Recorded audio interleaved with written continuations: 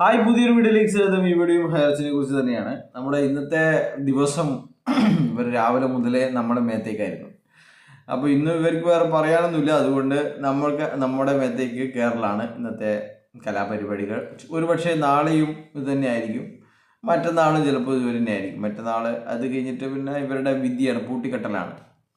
അപ്പോൾ അതിൽ സൂരജ് പറയുന്നത് സൂരജാണ് ഈ ഒരു ടെക്സ്റ്റ് മെസ്സേജ് ഉണ്ടാക്കിയിരിക്കുന്നത് എന്ന് പറഞ്ഞു. അഭിലാഷ് അല്ല എന്ന് പറഞ്ഞു. അഭിലാഷാണ് മുന്നോട്ടുള്ള നടപടികളിലും അഭിലാഷാണ് തോന്നുന്നു ഷെയർ ചെയ്തിരിക്കുന്നത്. അതുകൊണ്ടാണ് അഭിലാഷിനെ പറ്റി പറഞ്ഞത്.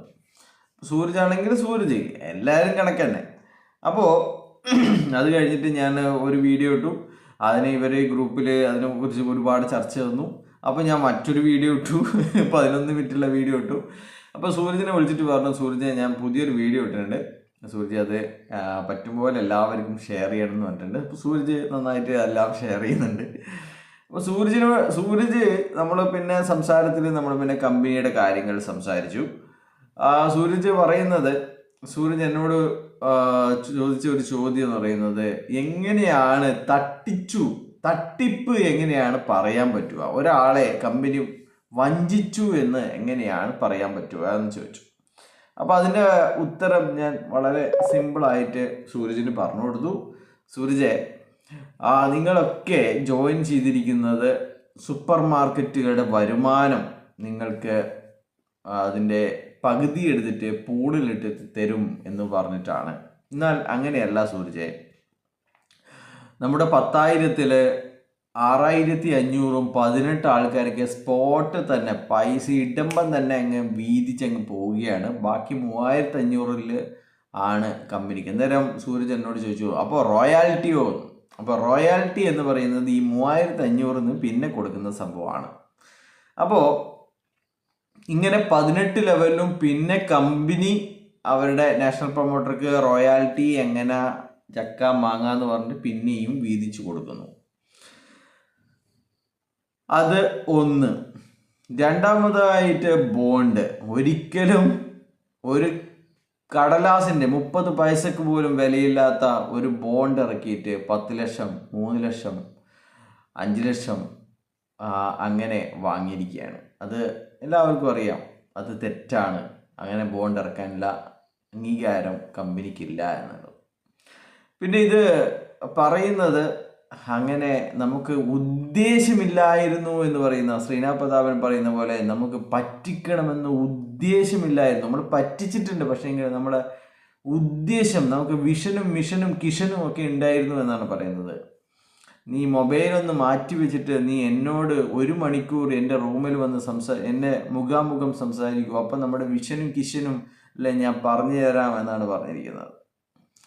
ഞാൻ ചോദിക്കട്ടെ, 2016-ലോ മറ്റോ പുതപ്പും ചായപ്പൊടിയും വിൽപ്പന തുടങ്ങിയ ഈ കമ്പനി അന്ന് തൊട്ടേ മണീഷ്യനാണെന്ന് മനസ്സിലാക്കി ഒരുപാട് ആൾക്കാർ Tata, bye bye, good bye പറഞ്ഞിട്ടുണ്ടായിരുന്നു.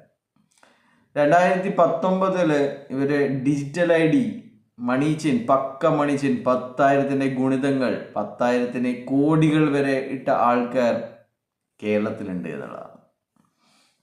അപ്പോൾ അത് കൊണ്ടുവന്നു. അതിലാണ് ഈ 10,000 6,500 സ്പോട്ടിൽ വീതിച്ചങ്ങ് പോകുന്നത്. എന്നിട്ട് അവരോട് പറയും 10,000-ന് 30,000 വേറത്തിലും. അത് സാധ്യമാണ്. ലക്ഷങ്ങളും കോടികളും ഇടാൻ അവിടെ ആൾക്കാരുണ്ട്. അപ്പോൾ 10,000 ഇട്ടവന് ആരെ ചേർത്തില്ലെങ്കിലും 30,000 ചിലപ്പോൾ കൊടുക്കാൻ സാധിക്കും എന്നുള്ളതാണ്. ഈ 10,000-ന്റെ വരവ്, 10,000-ന്റെ ആൾക്കാർ പിന്നെ ഒരു ലെവല് കുറഞ്ഞപ്പോഴാണ് ഇവർ 50,000-ന്റെ ഗ്രോസറി എന്നൊക്കെ പറഞ്ഞിട്ടുള്ള സംഭവങ്ങൾ തുടങ്ങിയത്. പിന്നെ 3 ലക്ഷത്തിൻ്റെ ഗ്രോസറി, പിന്നെ 10 ലക്ഷം, 5 ലക്ഷം. ആൾക്കാരിങ്ങനെ ബാങ്കുകളിൽ നിന്ന് ലോൺ എടുത്തും വീട് പണയം വെച്ചും കടം മേടിച്ചും കഴുത്തിലുള്ള മാല വിറ്റും ഒക്കെ കൊണ്ടിടുകയല്ലേ. അപ്പോൾ ശ്രീനാഥ് പ്രതാപൻ എനിക്ക് ഇതിനുള്ള ഒരു ന്യായീകരണം തന്നിരിക്കുന്നത് എന്ന് പറഞ്ഞു കഴിഞ്ഞാൽ, നമ്മുടെ OTT എന്ന് പറയുന്നത്, നമ്മൾ OTTയിൽ സിനിമ സ്വന്തമായിട്ട് നിർമ്മിക്കും. അപ്പോൾ സ്വന്തമായി നിർമ്മിക്കുമ്പോൾ നമുക്ക് ഒരുപാട് പൈസ കിട്ടും. അപ്പോൾ ആ പൈസ വെച്ചിട്ട് നമ്മൾ ഈ 5 ലക്ഷം ഇട്ടവന് 55 ലക്ഷം തിരിച്ചു കൊടുക്കും എന്നാണ് പറയുന്നത്. ചോദിക്കട്ടെ, ഈ 2021 ഇവരുടെ ആക്ഷൻ OTT എന്ന് പറയുന്ന സംഭവം വിജേഷ് പിള്ള ഉണ്ടാക്കുന്നത് 2021 2019 ഇവരുടെ കമ്പനി വേറെ ഏതോ പേരിലൊക്കെ രജിസ്റ്റർ ചെയ്തിട്ടുണ്ടായിരുന്നു ബാംഗ്ലൂർ.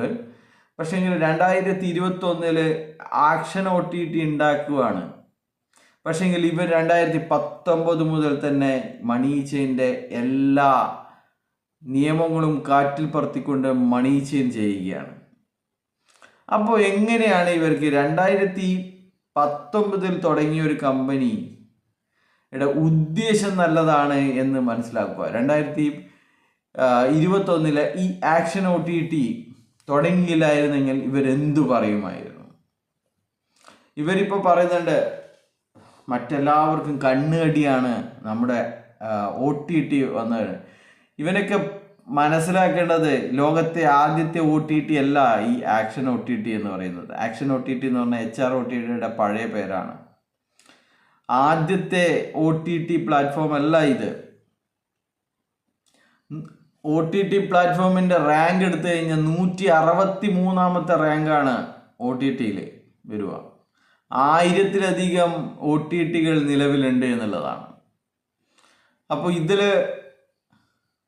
ഒന്നാമത്തെ റാങ്ക് ഹുലു OTT ആണ്, രണ്ടാമത്തത് നെറ്റ്ഫ്ലിക്സിനാണ്, മൂബിക്കാണ്, ഐഫ്ലിക്സാണ്, വിക്കിക്കാണ്. അങ്ങനെ നിരവധി വീഡിയോ സ്ട്രീമിംഗ് പ്ലാറ്റ്ഫോമുകൾ ഇവിടെ ലഭ്യമാണ്. 163ാമത്തെ റാങ്കാണ്. കുറച്ച് അവിടെ നിന്ന് ഇവിടെ നിന്നൊക്കെ ടോറൻറ്റിൽ നിന്നൊക്കെ വീഡിയോ ഡൗൺലോഡ് ചെയ്ത് പൊട്ടിപ്പൊളിഞ്ഞ് 2 ലക്ഷത്തിൻ്റെയും 3 ലക്ഷത്തിൻ്റെയും സിനിമയൊക്കെ ഇതിൽ കൊണ്ടിട്ടിട്ട് കിട്ടിയിരിക്കുന്നത്. അപ്പോൾ പിന്നെ എങ്ങനെ സാധിക്കും ഇവർക്ക് പറയാൻ? അപ്പോൾ ഇതൊക്കെ കൊണ്ട് തന്നെയാണ്. നമുക്കൊരു സിമ്പിളായിട്ടുള്ളൊരു കഥ പറയുകയാണെങ്കിൽ, നാട്ടുകാരെ ഇവർ പറയുന്നുണ്ട് 1,80,00,000 ആൾക്കാരെ പറ്റിച്ചിട്ട് ആൾക്കാരിൽ നിന്ന് പണം വാങ്ങിയിട്ട് ഇവർ പറയുകയാണ് നമുക്ക് ഉദ്ദേശം നമുക്ക് തിരിച്ചു കൊടുക്കാനുള്ള വഴികളുണ്ടായിരുന്നു എന്ന്. ഒരാൾ, ഒരു നാട്ടിൻപുറത്തുകാരൻ പണിക്കൊന്നും പോവാതെ നാട്ടിലുള്ള എല്ലാവരുടെ നിന്നും കടം വാങ്ങി അദ്ദേഹം പറയുകയാണ്, ഞാൻ നിങ്ങളുടെയൊക്കെ പണം തിരികെ തരും, ഞാൻ നിങ്ങൾക്കൊന്നും തിരികെ തരാതിരിക്കാൻ വേണ്ടിയിട്ടല്ല ഞാൻ നിങ്ങളുടെ നിന്ന് പണം വാങ്ങിയിരിക്കുന്നത്. അടുത്ത പ്രാവശ്യത്തെ ഓണം ബമ്പർ എനിക്ക് അടിച്ചു കഴിഞ്ഞാൽ ഞാൻ നിങ്ങൾക്ക് നിങ്ങളുടെ പൈസയൊക്കെ ഡബിളായിട്ട് തിരിച്ചു തരും എന്ന് പറയും. അങ്ങനെ പറയുന്ന അതേ സംഭവമാണ് ശ്രീനാഥ് പറഞ്ഞിരിക്കുന്നത്. ഈ 5 ലക്ഷം 55 ലക്ഷം ആക്കി തരും. പക്ഷേങ്കിൽ നമ്മൾ എടുക്കുന്ന സിനിമകളൊക്കെ സൂപ്പർ ഡൂപ്പർ ഹിറ്റായിട്ട് നമുക്ക് 100 കോടിയുടെ സിനിമ എടുത്തു കഴിഞ്ഞാൽ നമുക്ക് 1000 കോടി 10,000 കോടി നമുക്ക് ലഭിക്കും. അപ്പോൾ ഇവർക്ക് ഇങ്ങനെ കൊടുക്കാൻ സാധിക്കുമെന്നാണ് പറയുന്നത്. അപ്പോഴും ചോദ്യം ബാക്കി നിൽക്കുകയാണ്, ഈ 5 ലക്ഷം വാങ്ങാൻ നിങ്ങൾക്ക് ഇന്ത്യയിലെ ഏതെങ്കിലും നിയമപ്രകാരം അനുവദനീയമാണോ? എന്തെങ്കിലും കടലാസ് ഉണ്ടോ എന്നാണ്. നിങ്ങളുടെ കയ്യിൽ എന്തെങ്കിലും കടലാസ് ഉണ്ടായിരുന്നോ ഇങ്ങനെ ആൾക്കാരുടെ കയ്യിൽ നിന്ന് കോടിക്കണക്കിന് രൂപ വാങ്ങാൻ വേണ്ടിയിട്ട്? അപ്പോൾ ഇതൊക്കെ പറയുമ്പോൾ നിങ്ങൾക്ക് നമ്മൾ ഭ്രാന്തൻ മറ്റേത് ഇത് അല്ലേ? അപ്പോൾ ഇതൊക്കെ അറിയുന്നത് കൊണ്ട് മാത്രമാണ് പറയുന്നത്. ഒരുപാട് സൂരജ് പറഞ്ഞ പോലെ ഒരുപാട് പാവങ്ങളുടെ പണം ഇവിടെ നഷ്ടപ്പെട്ടിട്ടുണ്ട്. അവർക്ക് വേണ്ടിയിട്ടാണ് സംസാരിക്കുന്നത്. അല്ലാതെ നിന്നെപ്പോലെ ലീഡർ കളിച്ച് ഇപ്പോഴും കോട്ടിട്ട് നടക്കുന്ന ആൾക്കാരെ പറ്റിച്ചുകൊണ്ടിരിക്കുന്ന അവർക്ക് വേണ്ടിയിട്ടല്ല ഞാൻ വീഡിയോ ചെയ്യുന്നത്. പൈസ പോയ കിടപ്പാടം പോവാൻ കിടക്കുന്ന ആൾക്കാർക്ക് വേണ്ടിയിട്ടാണ്. ബൈ.